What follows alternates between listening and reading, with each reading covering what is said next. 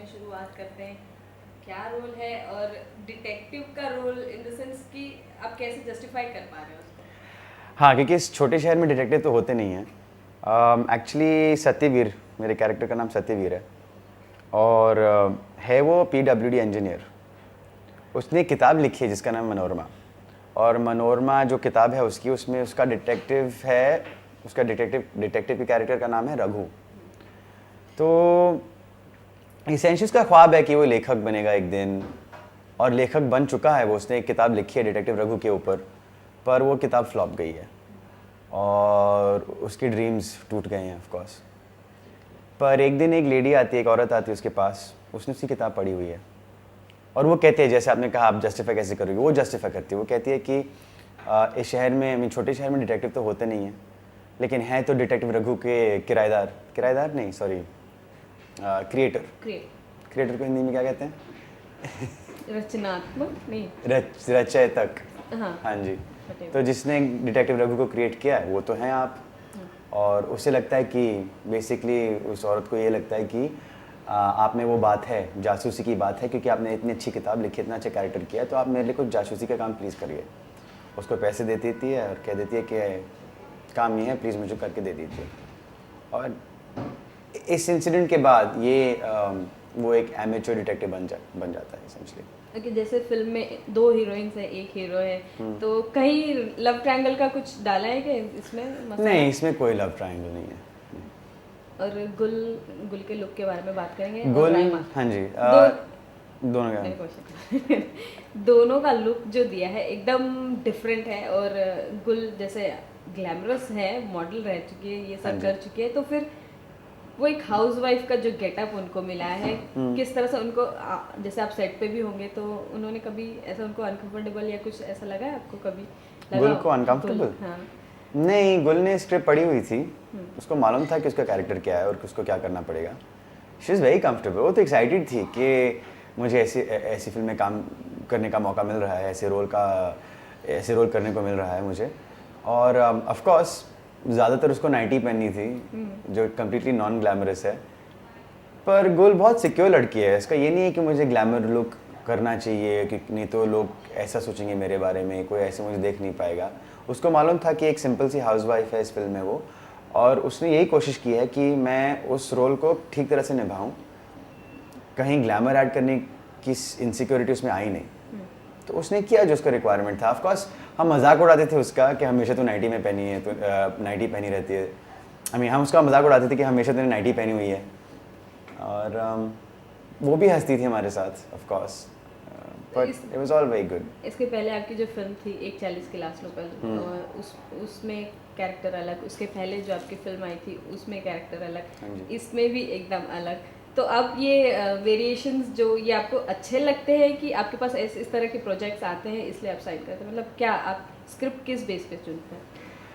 जैसे आपने कहा, ऑफ कोर्स स्क्रिप्ट और कैरेक्टर दोनों अच्छे होने चाहिए। अगर स्क्रिप्ट अच्छी है तो ऑब्वियसली कैरेक्टर भी अच्छा ही होगा।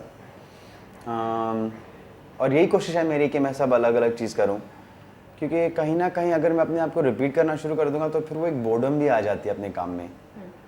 मैं ये नहीं चाहता हूँ कि मैं कहीं भी अपने काम से बोर हो जाऊँ। तो मेरी यही कोशिश रही है कि अगर एक्साइटमेंट रखना है तो फिर अलग अलग काम किया कर। और जैसे कहते हैं raise the bar, raise the stakes. If you keep that excite, if you keep raising the bar, फिर वो एक्साइटमेंट भी रहता है हमेशा, चैलेंज आ जाता है हमेशा। And I like that. Okay, जैसे कि देओल का टैग है आपके पास, हाँ जी। तो अब शुरू से कभी भी फिल्मों में आना चाहते थे कि जस्ट कि बॉबी है, सनी है, धर्मजी है, तो आपको एक इजी रहा आपको फिल्मों में आना, इस तरह से कब हुआ है? ऑनेस्टली फिल्म बैकग्राउंड की वजह से मुझे आसान नहीं रहा है। दोनों का मिक्स था, कुछ पॉजिटिव पॉइंट थे, कुछ नेगेटिव पॉइंट्स भी थे। जैसे आपने कहा कि जो देओल टैग की जो आप बात कर रहे हैं, ऑब्वियसली मेरी पहली 3-4 फिल्मों तक तो सिर्फ उसी पर बात होती थी। अभी लकीली लेस हो गई, क्योंकि 1-2 हज़ार बार तो मुझे पूछ लिया ऑलरेडी इसके बारे में। पर यही था, जो लोग जब सोचना था कि प्रोमो शुरू हुए थे तब जो लोग हमारे फ़ैन हैं, मेरे भाइयों के फ़ैन हैं, मेरे ताई जी के फ़ैन हैं, उनको लगा कि ये तो जो लगता नहीं है, पतला सा है, एक्शन फिल्म ही नहीं है, रोमांटिक फिल्म है, कर पाएगा कि नहीं। और जो लोग उनके फ़ैन नहीं थे, उनको ये था कि अच्छा उसको तो इसके लिए तो आसान ही होगा ना, फिल्मी फैमिली से आया है, उसको तो रेड कार्पेट एंट्री होगी इसके लिए इंडस्ट्री में। तो दोनों तरफ से एक नेगेटिविटी आ गई थी। उसके बाद में क्योंकि लोगों को मेरा काम अच्छा लगा तो थोड़ी एक्सेप्टेंस आना शुरू हो गई। आज ऑफ कोर्स आज मैं ज़्यादा रिलैक्स्ड हूँ। आज मैं कह सकता हूँ कि थोड़ा सा आसान हो गया मुझे। आज ऑफ़र ज़्यादा मिलते हैं मुझे। पहले ऐसा था नहीं। सोचा ना था कि रिलीज़ के बाद मुझे इतने ऑफ़र्स नहीं थे। 140 की लोकल थी मेरे पास बस। उसके बाद में आहिस्ता आहिस्ता की ऑफ़र भी मिली मुझे। उसके बाद में हनीमून की ऑफ़र मिली मुझे। पर ईज़ी नहीं रहा है, और अगर ईज़ी एंट्री भी मिल गई आपको तो उसको सस्टेन करना हमेशा डिफ़िकल्ट रहता है, क्योंकि अगर आप में वो टैलेंट नहीं है, आप में वो ठहराव नहीं है, तो फिर ऑडियंस आपको एक्सेप्ट नहीं करेगी। चाहे आप किसके भी बेटे हो, कुछ फ़र्क नहीं पड़ेगा ऑडियंस को। एक they have to believe that you are carrying it off, you know. अगर वो बिलीफ आप नहीं डाल पाओगे ऑडियंस में, अगर ऑडियंस आपके लिए कहीं एम्पैथी नहीं फील कर पाएगी, तो आपको एक्सेप्ट नहीं करेगी। तो कंपैरिजंस का कभी भी आपको डर रहा कि आपको बॉबी के साथ कंपेयर किया जाएगा, सनी के साथ कंपेयर किया जाएगा? आप अपना मतलब एक आइडेंटिटी आपको लोगों में लाने के लिए आपको ज़्यादा मेहनत करनी पड़ेगी। हाँ, उसमें वो एरिया में थोड़ा ज़्यादा डिफ़िकल्ट रहा, क्योंकि नाम मेरा जो दियोल है उसकी वजह से इमीडिएटली कंपैरिजन शुरू हो गए थे। शुरुआत से ही, मतलब कि शुरू के प्रोमो से ही, जब पहला प्रोमो वहीं से शुरुआत हो गई थी कंपैरिजन्स। लेकिन ये मुझे मालूम था कि होगा, इसके लिए मैं प्रिपेयर्ड था। आज लकीली कम कंपेयर करते हैं मुझे, क्योंकि वो उन्होंने देख लिया कि एक कंसिस्टेंसी है मेरे काम में, कि अच्छा ये ऐसी फिल्में कर रहा है, अपनी खुद की आइडेंटिटी वो लाने की कोशिश कर रहा है। तो वो अभी लकीली हो चुका है, तो अभी थोड़ा कम हो गया। पर हाँ, शुरुआत में सिर्फ कंपैरिजन ही कंपैरिजन थे। आज भी होते हैं ऑफ कोर्स, पर वो नॉर्मल है, वो नेचुरल है। आई मीन आई गेस हमारा लुक भी सिमिलर है ऑफ कोर्स, तो ऑफ कोर्स विल कंपेयर। तो आप कभी अपने कुछ कैरेक्टर्स या मतलब स्क्रिप्ट्स के बारे में कभी उनसे बात करते हैं कि किस तरह से, या हेल्प कुछ लेने की, टिप्स लेने की कुछ कभी कोशिश की है? ऑनेस्टली स्क्रिप्ट्स पर मैं ज़्यादा हेल्प नहीं लेता हूँ। जब मैं पढ़ता हूँ स्क्रिप्ट तो मुझे मालूम होता है कि मुझे करनी है कि नहीं। कभी कभी अगर ऐसा हो कि स्क्रिप्ट इंटरेस्टिंग है पर मुझे नहीं मालूम, या स्क्रिप्ट इंटरेस्टिंग है पर डायरेक्टर का मुझे नहीं मालूम, तो शायद मैं किसी ना किसी से पूछ लेता हूँ। बट ओवरऑल मैं अपने खुद के डिसीजंस लेता हूँ। स्क्रिप्ट्स मैं पढ़ता हूँ और मैं ही डिसाइड करता हूँ। शायद एक दो आदमी से कंसल्ट कर लूँ। तुझे क्या लगता है? शुरुआत में ज़्यादा किया था, आज मैं कम करता हूँ। बट मेरा डिसीजन होता है हमेशा। ओके, जब फिल्मों में आए, शुरुआत की, तो जैसे अभी आप एक्टिंग शुरू कर चुके हैं, तो लेकिन आपको क्या एक्टिंग ही आपका शौक है कि एक्टिंग के अलावा भी कुछ करते हैं?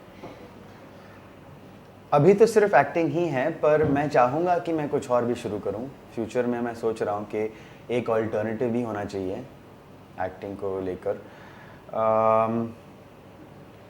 हाँ, मेरा प्लान है, I do have plans to go elsewhere, पर अभी तक शुरू किया नहीं मैंने। तो इस वक्त सिर्फ फोकस मेरा एक्टिंग पर ही है। नहीं, मैं करियर के लिए बात नहीं कर रही हूँ, एक शौक होता है, हॉबी होती अच्छा, है हॉबी लोगों की, एक्टिंग के अलावा और क्या करते हैं फ्री टाइम में, जैसे होगा कुछ?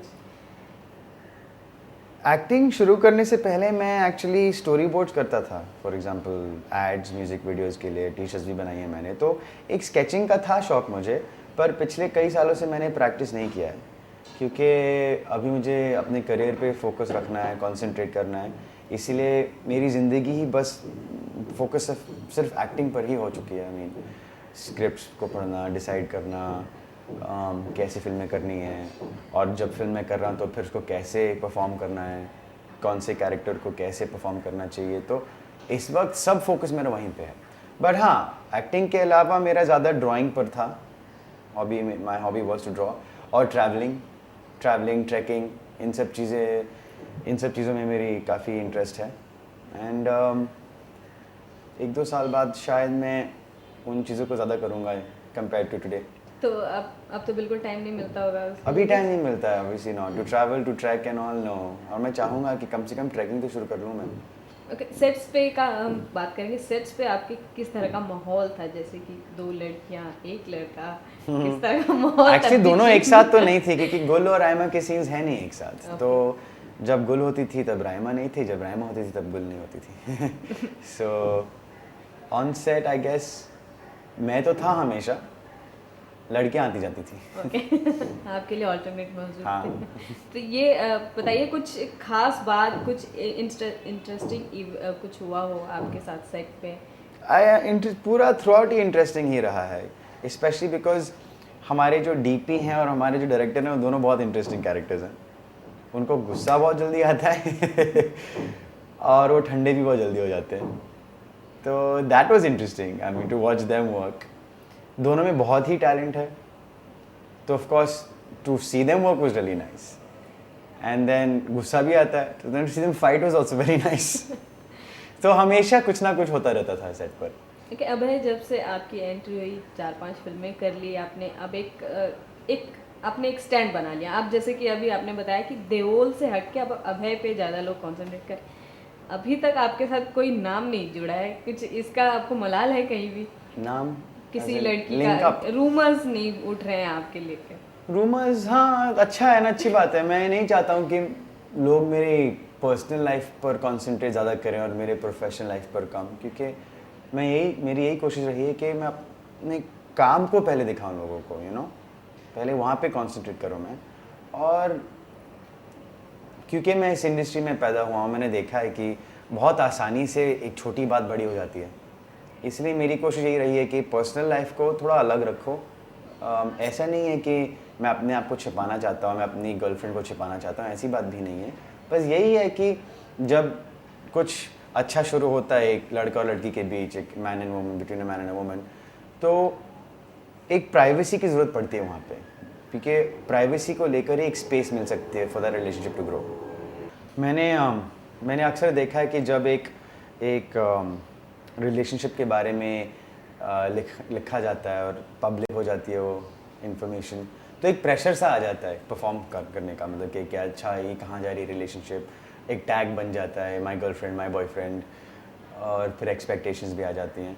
अगर एक प्राइवेट स्पेस में रहेगा वो, तो फिर आप खुद डिसाइड कर सकते हैं ये कहाँ जा रहा है। कोई प्रेशर है नहीं एक दूसरों को प्रूव करने के लिए कि हम एक दूसरे से इतना प्यार करते हैं कि हम शादी करने वाले हैं, या हमारी इन्वॉल्वमेंट इतनी डीप है। तो इसलिए मैं हमेशा अलग रखता हूँ। जब मेरी रिलेशनशिप सीरियस हो जाएगी तब मैं ऑफकोर्स वो पब्लिक नहीं कर सकूँगा।